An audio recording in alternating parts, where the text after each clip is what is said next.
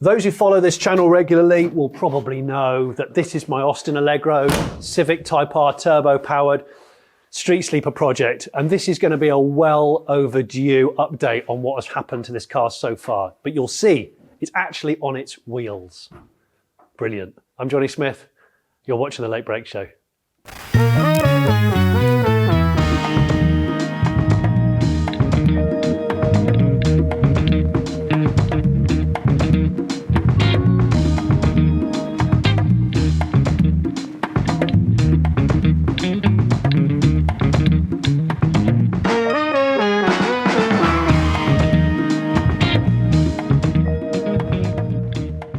For the purposes of this video, we've just hung the front end on it loosely, but you want to see what's gone on beneath the skin because that's what the sleeper project is all about, what goes on beneath the skin. So let's strip it.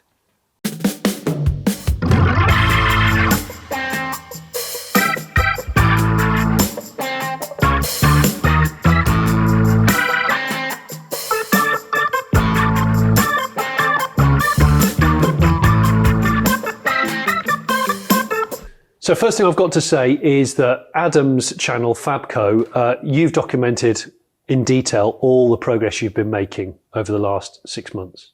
So go on his channel and I'll put a link in the description for more in-depth. This is more of a summary, I suppose. And what a summary it is. It's a pretty good summary today. Well, today is a big day because it's on its feet. The Agro is actually resting on its own tyres. It is. So it's been on its wheels now for a little while, but obviously this is the first time you've seen it on its wheels. Yeah.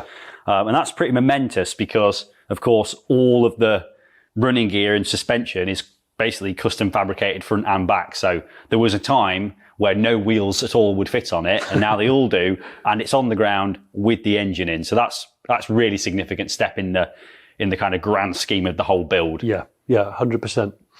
So before and there's pictures of you guys even wheeled it outside, didn't you? Yeah, there was a nice day where it wasn't raining because there's a lot of bare steel and like unseam sealed joins in welds and things. So you definitely don't want to get it wet. But yeah, we took it outside and it looks cool. Of course it looks cool. Of course it looks bloody cool. Now that we've got the front end all bare again so we can talk through and see all the work that you've done. I think the first thing we should probably talk about is the ride height. Yep. And so this is set at kind of the height that that it's going to live on.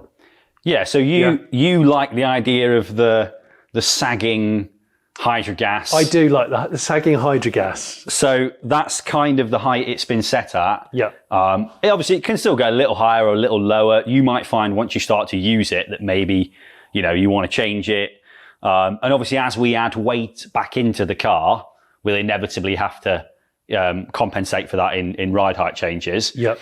But because I did all those calculations while it was on the jig, everything should be correct when it's at the height it needs to be at, or the height visually you want it at. Yep. One of the big things in the comments in the previous episodes is going, bloody hell, the sump's really close to the ground. You're going to ruin the car. Don't even bother. Rah, rah, rah. So can we talk about that? I mean, one thing we did sort of mention is that it will have some sort of protection.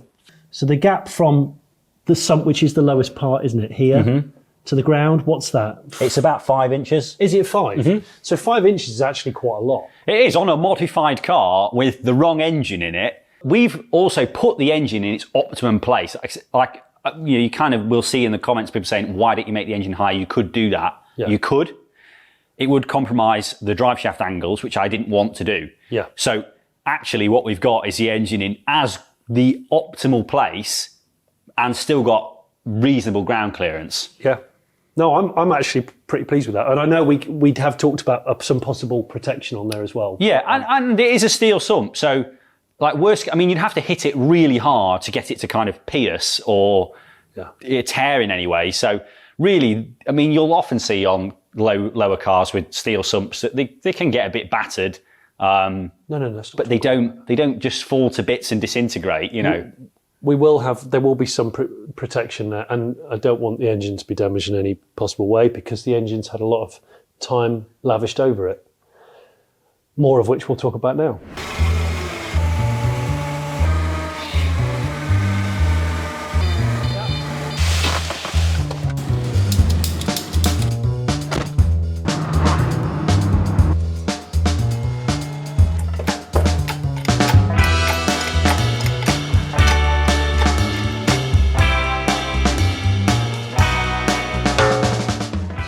in the previous episode of the Allegro, which if you haven't watched, you should probably watch because it will make more sense. I'll put a link above my head.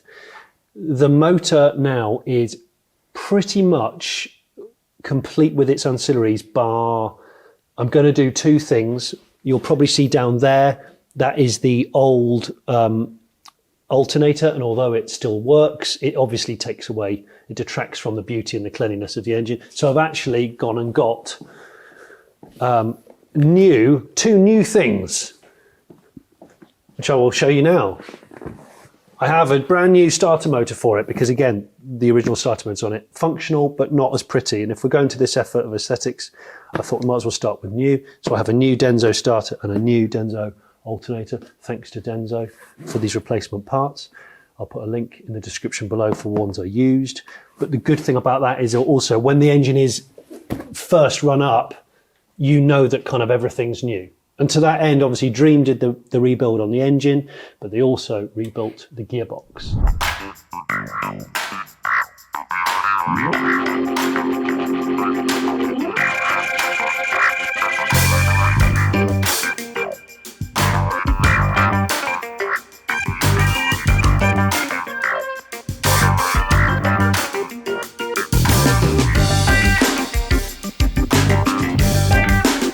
So just to recap on what we've done on Jonny's gearbox whilst it's been here with us, we've obviously replaced all the synchros now on both sides of the shaft and a full set of bearings on top and the bottom, as well as the diff. The diff, we've fitted a Quaife ATB diff. So now this gearbox is fully overhauled, all the gears are checked out correctly. So this gearbox now will be good to go for another 100,000 miles. I'm left to seal it up with the liquid gasket just around the top side here, drop the casing on, and once that's done, it will then be ready to mate back together with the engine.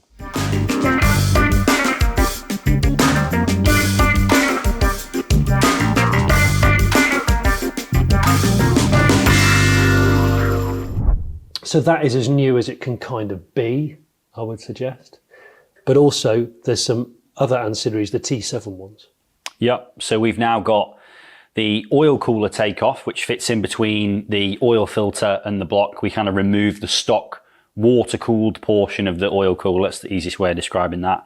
That allows us to fit the Cetrab oil cooler at the front, which is going to go just in front of the intercooler. It fits perfectly inside the front panel. Does it? Yeah, like the holes are in the front panel already pre-drilled for it.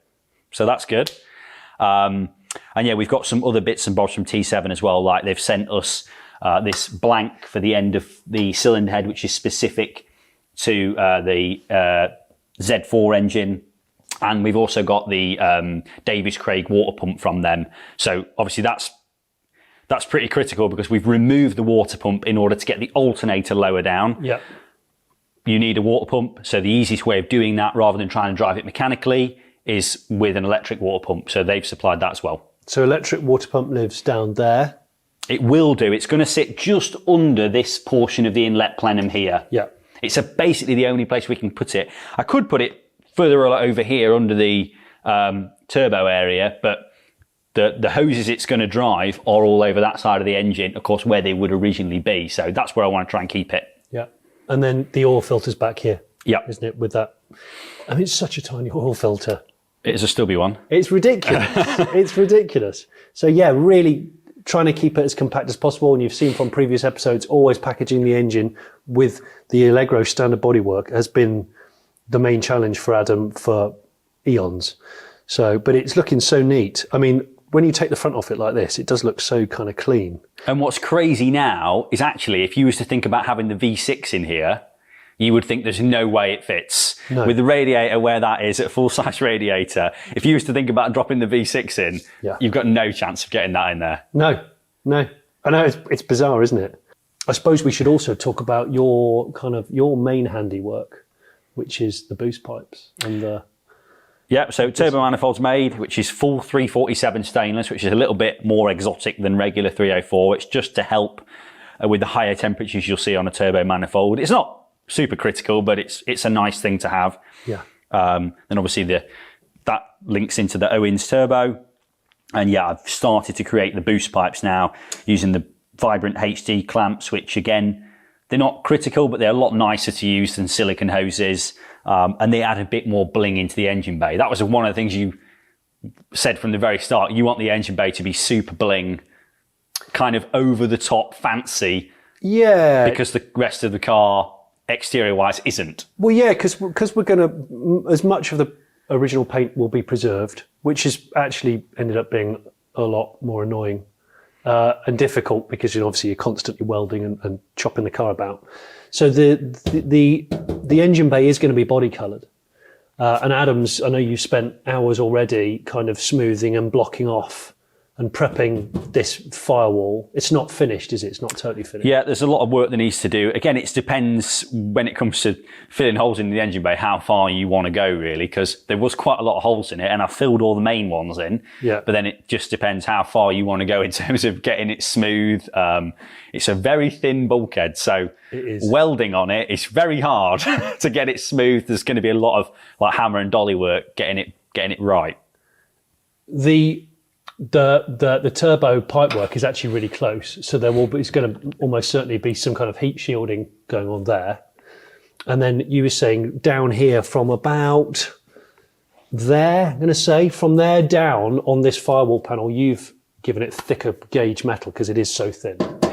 Yeah, like because of how the steering column mounts on the stock Allegro, we had to chop a lot of that off to get the gearbox in. The kind of diff portion of the gearbox hangs way out the back. So in doing that, it kind of opened up the fact that the bulkhead is really thin. Yeah. So I basically chopped off and plated it with like a 2mm thick steel sheet as a kind of replacement for the lower half of the bulkhead. So yeah, that's all thicker now. Steering column's mounted in solidly. You're never going to have to worry about, flex in the steering column as such. It's important. You go to these kinds of lengths, you don't want to start cutting corners on things like that. No. And I know going forward behind the dash, there'll be some more strengthening going on to kind of tie. Yeah, we got a lot to do in terms of translating the strength we've added in kind of this side of the bulkhead back out into the kind of cockpit of the car as such. Yeah.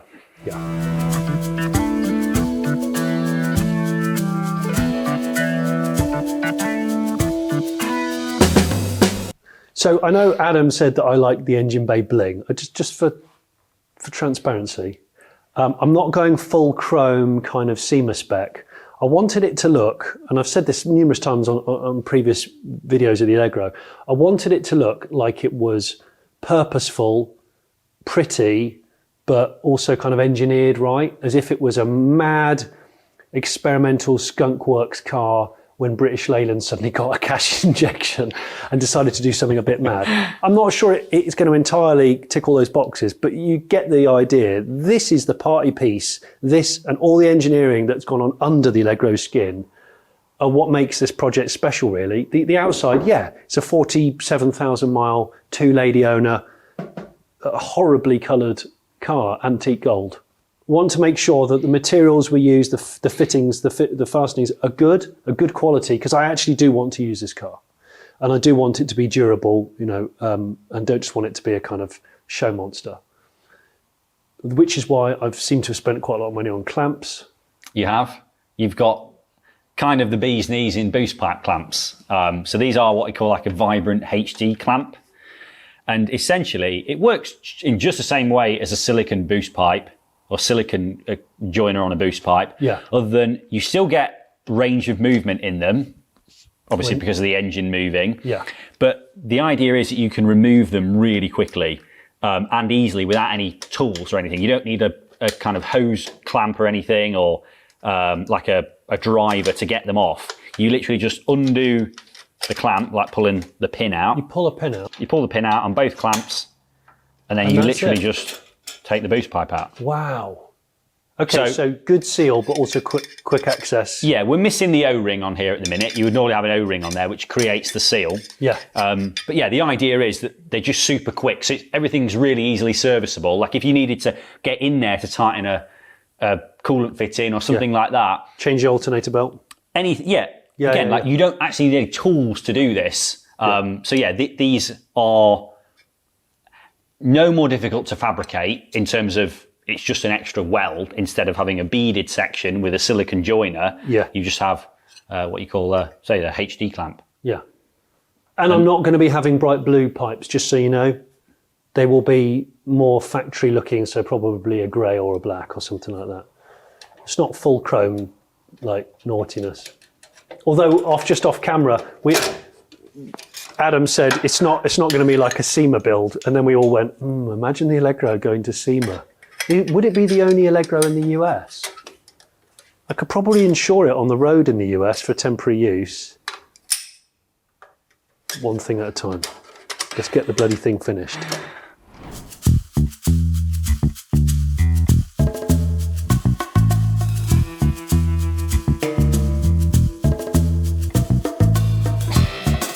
So we're inside the Agro. You can see what we were talking about when me and Adam were talking about the engine bay. You can see that new metalwork down in the footwell there, thicker 2mm steel, which is subsequently going to get braced as well behind the dash. But the reason why I'm in here is because I want to make sure that the driving position of this car is actually good for me. This is the bit where I can be selfish. So we've got a couple of parts that you've seen in previous episodes. We've got the adjustable aftermarket pedal box. Here we go, from MST. We've got the original Quartic Allegro steering wheel, which has to stay because it's one of the most critical elements of this car, which is annoying probably for you, like the patinated bodywork. It's a lot to work around. And then the other considerations are the following. Again, you've seen this before. This is the gear shifter for the Civic Type R. We have to try and get this to fit within the originality of the car. The seat, which is the original seat, but I think we're going to have to move it back because I'm tall. And the option of electric power steering, so a steering column from a Corsa instead of the original Allegro column. But we'll talk about that in a sec.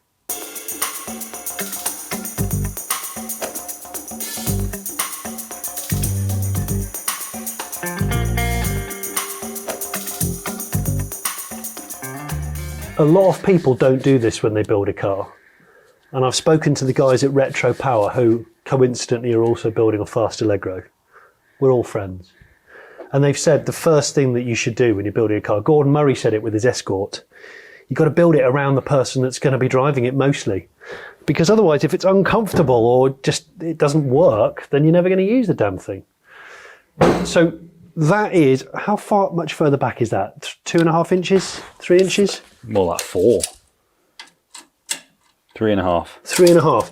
That is, I mean, if you look at that, let's say, look at where my feet are, right? They're against the bulkhead and they're almost completely as stretched out as I could get. So my feet are definitely not going to need more space than that, definitely. And the columns, obviously, I mean, what do I? If I was driving it, I'd be driving it about there. Wrist on the top, like so. You wouldn't be palming. You don't palm a Quartic, especially if it's not power assisted. So what I'm going to do is, that's 3.5 inches. So I'm going to move the seat back 4 inches, knowing that we're all the way back on adjustment. So you've got at least about 3.5 inches of adjustment forward. So it'll keep going forwards back to the original position? Yes. Right. But ultimately, it'll be 4 inches back at its max. Yeah. And I'm 3.5 right now? Yes. Okay. If you're looking at the upholstery thinking it looks really sexy, it is. And we've touched on that in a previous episode. Big shout out to Craig Hughes Upholstery, who did that for me with London Underground District Line, London Underground fabric, moquette fabric. Oh, it's a great interior. When it's all in, I can't wait to see when it's all in with the brand new carpet set.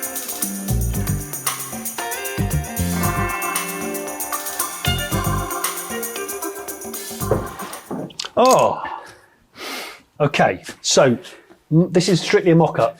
Adam's just put this together just so we can get this position set. This is not the final version, and I think that box section has lifted me an inch. An inch. Okay, so I'm a bit higher than I would be.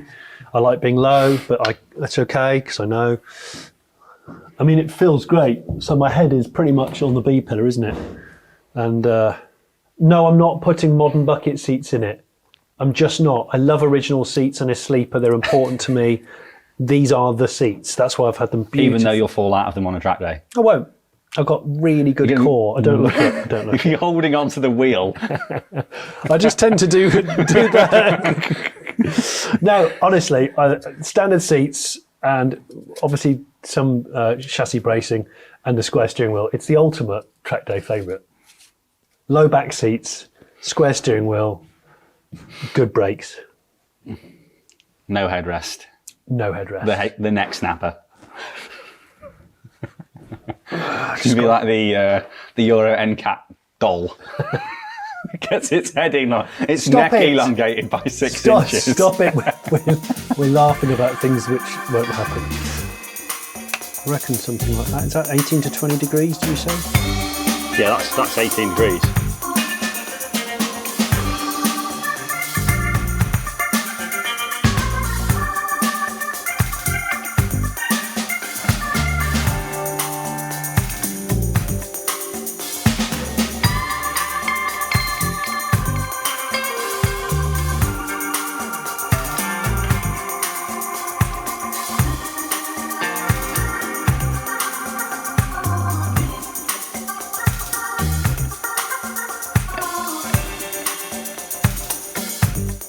All right, so we've just been chewing the fat about how the back end's going to be in terms of panel work. You can see Adam's fabricated the strut towers in. The car now has rear dampers, and now that these are in and the lovely independent wishbones are all kind of boxed away, Adam's thinking about where the fuel tank will be, and we're thinking now out loud that if it's a false floor here that goes up to about the height of there, across, and then this inside this valley here behind where the back of the back seat is, that could be where the battery's located, because we know the battery can't fit in the front.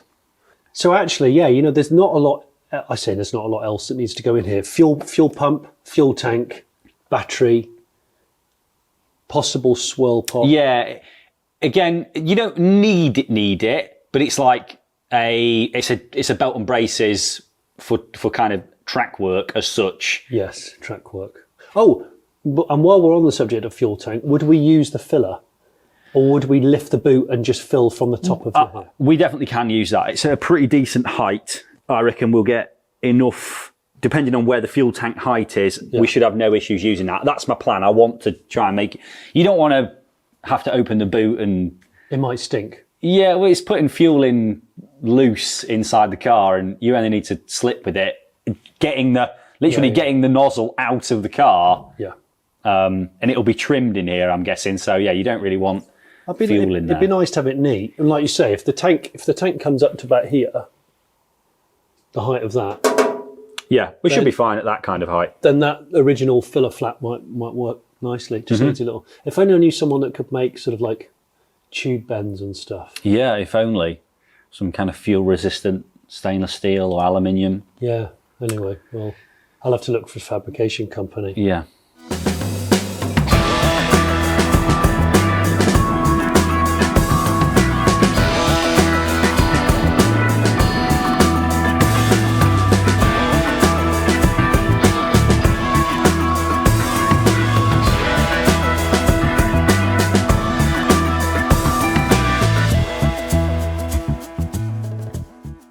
So that is the progress so far on the Allegro Street Sleeper project. I hope you've enjoyed it. Lots more to go, but some really, really quality bits ticked off the list. I want to say a massive thanks to Adam at Fabco. I want to say thanks to all the companies that got involved with this.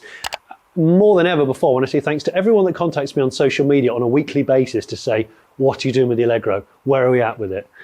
If you haven't already subscribed, why not subscribe? Go to the Fabco channel for all of the jobs that Fabco has done on this car in more detail. Thank you.